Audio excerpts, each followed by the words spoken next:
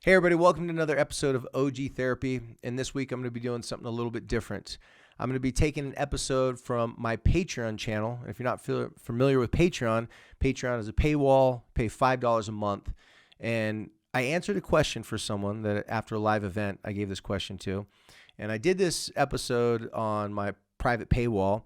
And you can go to www.patreon.com/lightthefight. It's patreon.com/Light the Fight.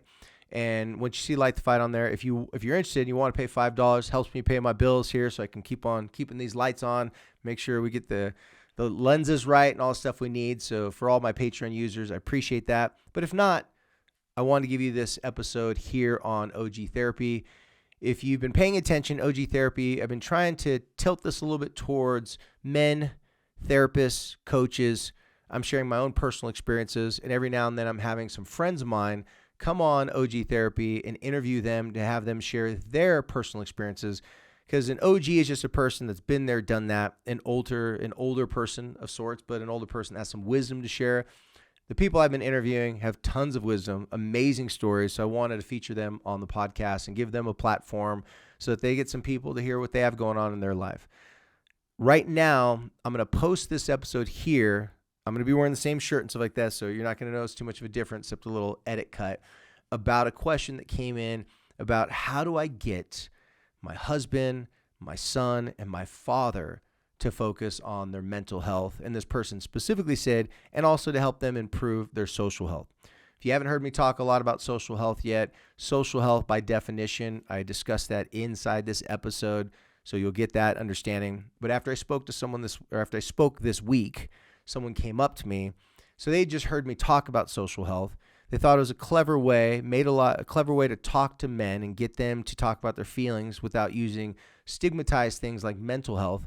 And they also thought it was very clever how when I talk about relationships and men improving in certain ways, that is easier to get them to pivot to look at themselves to see if maybe they could benefit from improving by improving their mental health through improving their social health. Trust me, it's going to make sense in just a second when you watch this video. So for all you guys out there wanting an OG Therapy video about men, here's one for you. And for all of you out there that I've been promising to do more videos on borderline personality disorder, I promise you still, I will be doing those videos. I'm really busy right now trying to do lots of different things. For those of you who've messaged me on Instagram in the past month about borderline personality groups that I host, let me promise you again, I will get back to you in those messages. I know it's been a few weeks. The challenge is I'm trying to figure out a very difficult schedule with me. Have you ever overcommitted to things? Guilty as charged. So if you're an overcommitter, then that's basically the issue. I've spread myself really thin throughout this past month, in the month of November as well. On top of it, I've been having more health issues because if you've been following this podcast for a long time, I'm made of glass. I do not have the ability. If I get a cold, it like almost kills me. I don't need COVID or major life issues to mess up my flow. Unfortunately, I've been having some major life issues with my health, but I think it's starting to get better. So keep my fingers crossed with that. So long story short, I'm going to get back to the OG Therapy episodes about borderline personality disorder. But let me answer this question from this person about how do you get men to take their mental health seriously, and then I talk about how you can use social health tools and approaches. I give some suggestions, ideas. Hopefully you guys like it and enjoy. Do not confuse this with treatment or mental health advice or direction. Nothing on this podcast is made to supplement or supersede the relationship and direction of your mental health caretakers.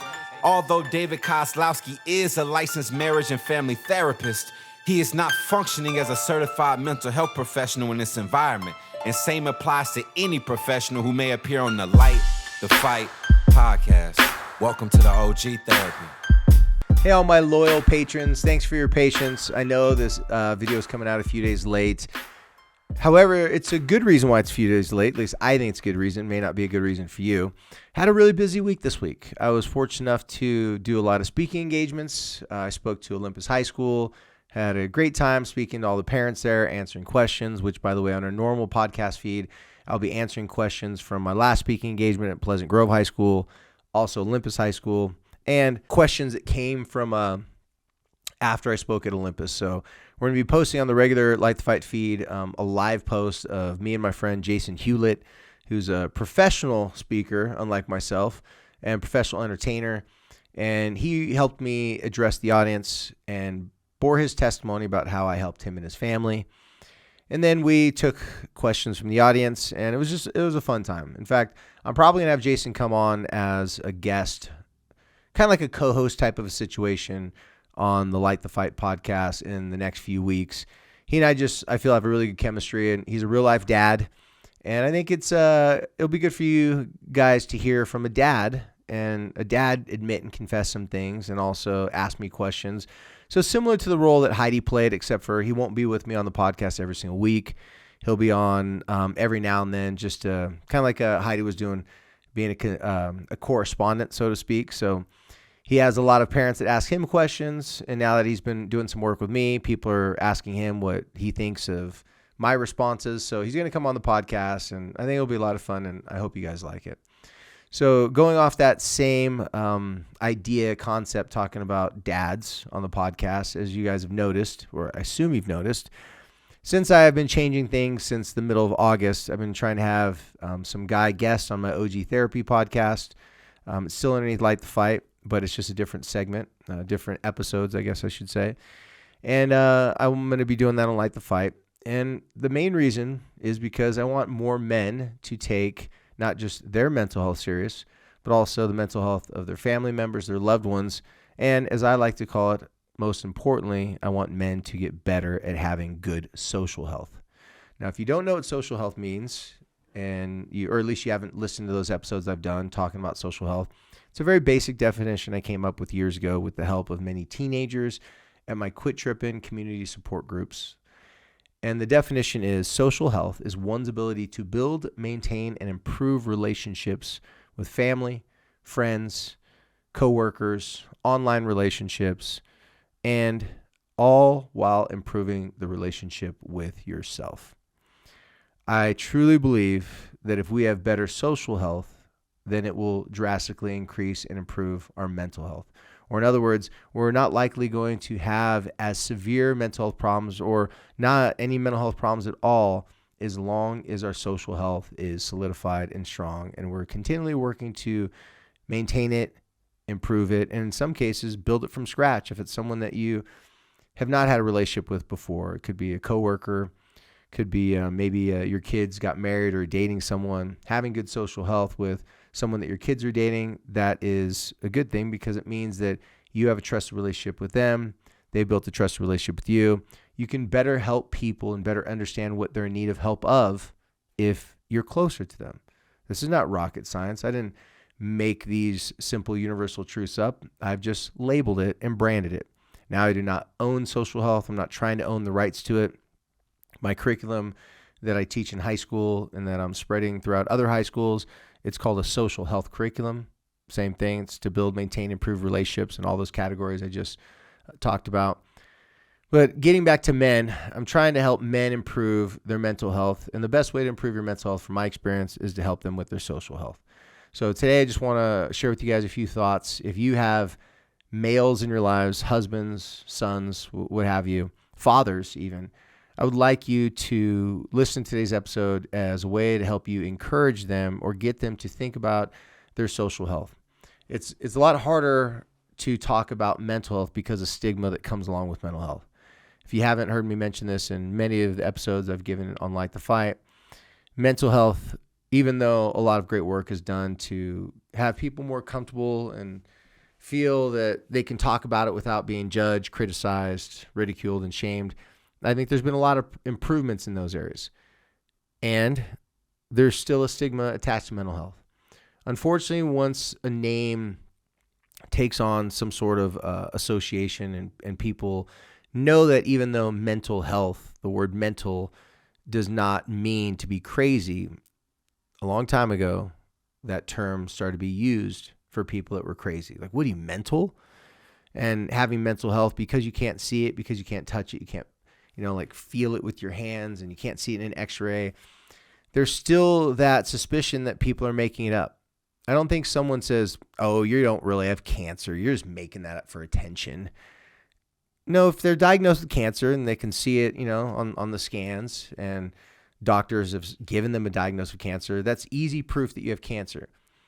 But when someone has, let's say, depression, for example, you may see that person do lots of normal, average, everyday things, and then one day they're too depressed to show up for work or your relationship or responsibilities that they're supposed to do, and then they pull out the depression card. Now, if you were to say, well, if you were the person that had depression, you were to say, hey, I have depression, so that's why I couldn't do these things. People may respond, not always, but they may respond going, well, yeah, but you did it last week, though. If it's with your kid, you could be like, well, you did your homework last week or last quarter, last year, and now you're saying you can't do these things because you're depressed? Or let's say it's if you have a husband, same thing. It's like, wait a second, because you're depressed, that means you can be mean, you can be grumpy, and you can be irritable, and it stopped you from sleeping. Well, your life has been hard before. You didn't treat me like this. So when people use mental health as a reasoning for their actions, their behavior, or lack of having better behavior, and they're not showing up to important events, and they're opting out of certain situations, and they claim that they have depression because of it, it's still it's still under suspicion that maybe they're just making this up. Maybe they're just using that as an excuse. I know people use physical excuses. For example, if someone had, let's say diabetes, and that diabetes caused them to feel sick. If you know anything about diabetes, your blood sugar's off, cause you to feel sick. And so because of that, they couldn't show up to work. But even people that have diabetes will feel good at times and just use that as an excuse. And I'm not saying picking out diabetes specifically. I'm using this just as an example that people can take real health problems, physical problems that that they have, and use that as an excuse not to, do certain things or responsibilities and show up in their life in lots of ways. But when it's something like depression or any sort of mental health disorder or issue, that's even harder because there's no actual tangible proof that that's that person's issue. And if that person pulls that card, sometimes people can think that's a cop-out, that person's lying. They're just trying to get out of their responsibilities or things that they don't want to do. So I just want to give you guys a couple little quick tips on how you can help the men in your life. Let's say you have a male in your life that you believe needs to go to therapy, get some counseling. Maybe they need some treatment for severe things like addiction. Maybe you want them to go to a 12-step program. And whatever the mental and emotional issues that your loved one is having, specifically a male, and I'm focused on men right now, I'd like to give you a couple suggestions of some ways that you can approach said male in a way to get them to at least consider looking at mental and emotional health as being something that's valuable to work on, important, and also to something that could benefit them, not just something that makes them undesirable to you or makes you frustrated with them, but something that could actually be something that they benefit and that they would like. First one I'm going to share with you is find examples of people that the men in your life admire being open about mental health issues. If you go to YouTube, if you go to Google, let's say a guy in your life respects and looks up to athletes. Well, fortunately, there's been a lot of athletes in recent years that have opened up and talked about their struggles with mental health. Let's say you want the man in your life to be a better father. Well, there's been athletes that have opened up and shared about them not being the father that they should be. I want you to search for those stories, search for those interviews. And if it's a musician, search for interviews and times that musicians that your loved ones, the male loved ones in your life, have, the male loved ones in your life, search for musicians that they like and share those things with them. And when you share it with them, this is the part two. I want you to be very candid, very direct, but I want you to talk to them about it is you're not sharing that information with them because that's your attempt to fix them. Because if you're trying to fix someone, that can make that person feel that you think that they're broken. So the language and the approach has to be just right.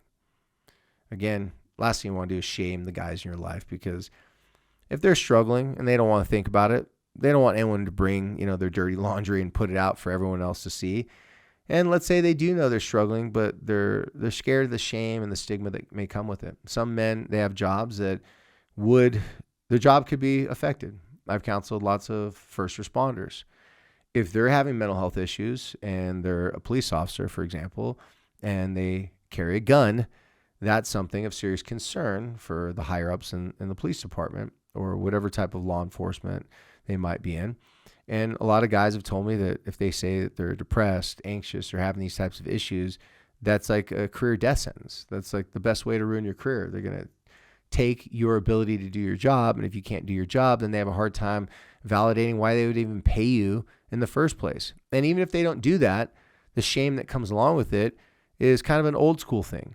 A lot of men tell me in their jobs, and I've seen this person out in jobs in my own life, even jobs that I didn't get paid a lot of money for, to be like, for example, to be a collegiate athlete. A lot of times your value to your group, your organization, your company is based upon your toughness, your grit, your wherewithal, your ability to endure difficult things. And the last thing someone's going to want to put out there that they can endure are things that are usually associated with weak people. Now, again, I'm referring to the stigma, not my opinion. I do this for a living. I don't think people with mental health are weak. In fact, I think sometimes people that have mental health, sometimes it's because they're too strong. They never address those issues, so the issues compounded, and they got worse and worse and worse. And one day you got a superstar guy in life, and maybe people admire him and look at him. It could be an athlete, a musician, or it could be someone who's really good in business, or someone that has a high level of hard work and done and accomplished a lot of things. It's worth admiration. Those people are sometimes the last type of person that wants to admit that they have mental health issues, but a lot of times they're the person that it makes more sense why they would, because they're too strong. They say things like, I'm fine, I'm all good, no worries. I just get up every morning, I just do the job, I don't stop till the job's done. And next thing you know, those guys got to go in for a knee replacement because the doctor's like, did you not know that you were bone to bone on your knees? There's no meniscus there anymore. And then the guys are like, I know guys like this. They're like, well, I just thought it was just little aches and pains. I'm not going to sit there and let some knee pain, bother me and, stop my life. And then the doctor says, oh, well, not only is it going to stop your life now, we're going to put a fake knee in because you didn't come in sooner because you were too strong, too tough. Everyone's strengths are their weaknesses. So I want to let you women out there know, or loved ones out there, maybe this is a dad listening to this and you have a father that's being too stubborn. Pick people in their life that they admire. Find people being vulnerable and expressing themselves. Share those with them, but before you share it with them, approach them in the like manner that I've been sharing, not shameful, not like you need to listen to this YouTube video or this interview about this famous person talk about how effed up they are because you need to see that you're effed up just like them. No. Approach it a little something more like this, a little lighter. Hey, I'd be lying to you if I didn't tell you that I wasn't concerned because you're actually too strong sometimes. You don't complain. You don't get help. By the way, a little trick, you have a lot better chance of getting a guy to admit that he's struggling by telling him his biggest weakness is that he's too strong. Yes, that's a clever Jedi mind trick. Because if you attack a man's manhood, you get defensiveness. But if you honor and praise their manhood, you get them to go, I'm listening.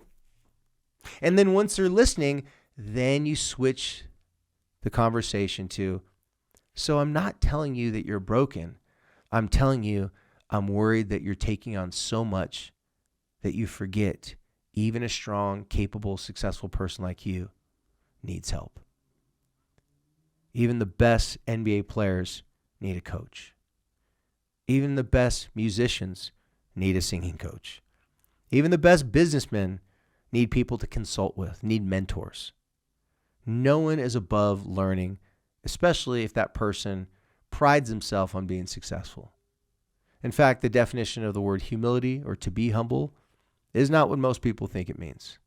I love it when I look up words that I thought I knew what they meant, only to find out that I'm an idiot and I've been using them out of context for many, many years. And the reason why I can say I like it, because if I'm using them incorrectly, it's a good chance a lot of other people use them incorrectly as well.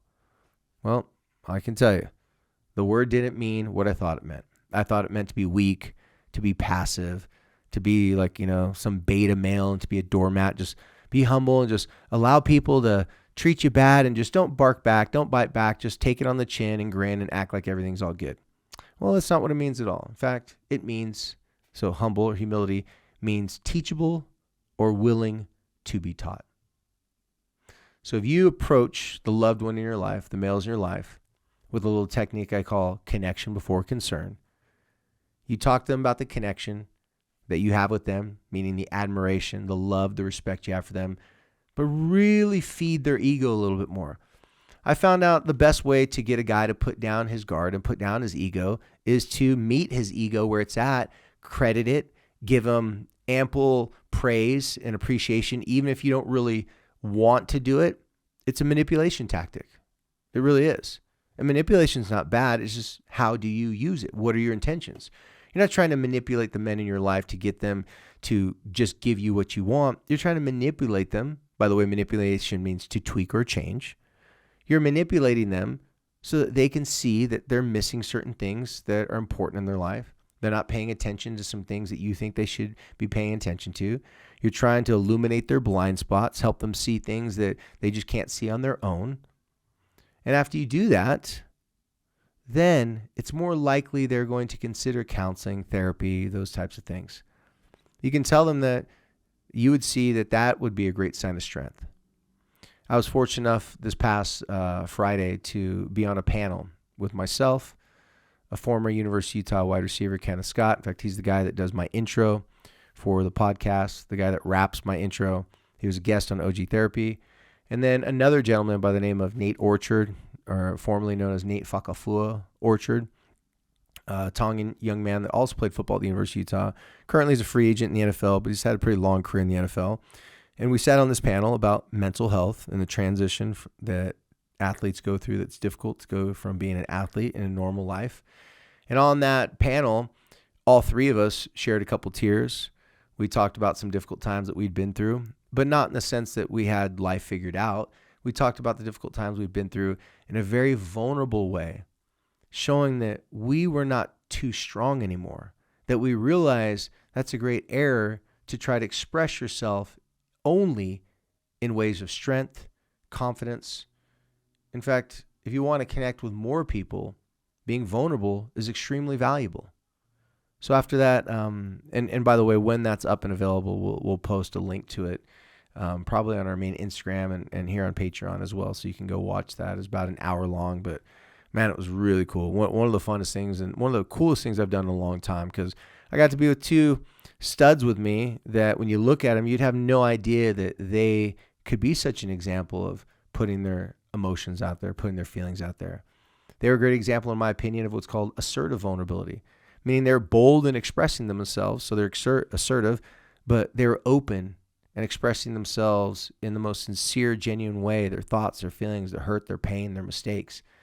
So that's what I want to leave you guys with today, and I want to share with you. If you have men in your life that are struggling to acknowledge that they're in need of help, I need help, are three of the most, I think that phrase right there describes in one of the best ways I could possibly describe what humility really is. It's just saying, I need help, meaning I'm willing to be taught, and I'm communicating that I need help.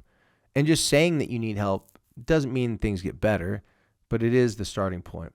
But before you try to get the men in your life to admit that they need help and take action on that, try to find ways that they can relate to other people being vulnerable, specifically people that they would look up to and respect, people that have had success, and people that have accomplished a certain amount of difficult things in their life. Because the men that I've talked to in the past, the typical type of guy, they'll respect if a guy that they look up to that's been through hard things is being vulnerable and showing them how to be vulnerable. It just gives them someone to follow, someone to kind of, oh, I guess that's how it's done. Most people learn by watching other people. And I know some people are more visual learners, some people are more auditory, but if you watch someone be vulnerable, your brain's very smart. It can tell, oh, that was good. That felt good to them. Other people reacted well to it. And then when you do approach them and tell them that you want them to get help, make sure that you address their ego where their ego's at. Talk to them about the things that you admire about them. Tell them how strong they are. And you can even use some of my terminology, like perhaps your biggest strength is that you're too strong. And your biggest weakness is that you don't know when to ask for help. Okay, I should have said, your biggest strength is that you're strong. Your biggest weakness is that you're too strong and you don't know when to ask for help. That's what I meant to say. It's been a long week. I'm tired of talking. So, well, everyone listen to this. Like I said, whether you're a husband trying to help a young man in your life, your father, friends, whatever, because a lot of us guys out there, we're talking to our buddies and they're struggling and they need this information. Just sometimes we don't know how to give it to them in a way that lands well with them. And if you're a mom or a woman listening to this that are worried about some men in your life, I want to make sure that you have the same information as well. So thank you guys for being here and supporting us here on our Patreon channel. It really does mean the world to me. And thank you for your questions. Thank you for your insight. This actually came from a question from someone that I don't know if they signed up on Patreon yet, but they said they're going to this week. But they asked me a question personally because I was doing some live events. And they said, I'm going to sign up on Patreon, but I can ask questions? I go, great. I go, yeah. And they said, okay, well, can I ask you a question right now? I go, sure. So they asked me this question. So I told them this after the event, some similar information like this. So I just want to put it out there to you guys so you have it. And also so that I didn't forget it, because sometimes I forget all my ideas and information, but I do need someone to ask me the question. So all your guys' questions, it helps me to be better at what I do, because it gives me a chance to go back in all my filing cabinets. I mean, I've been doing this for 23 years, so sometimes I forgot more than I've ever learned. Luckily, I haven't forgotten it. I just stored it away in different files, waiting for the time for the person to ask me the right question. So thank you guys for your questions. I look forward to more of your questions. And as always, thank you for helping me to light the fight.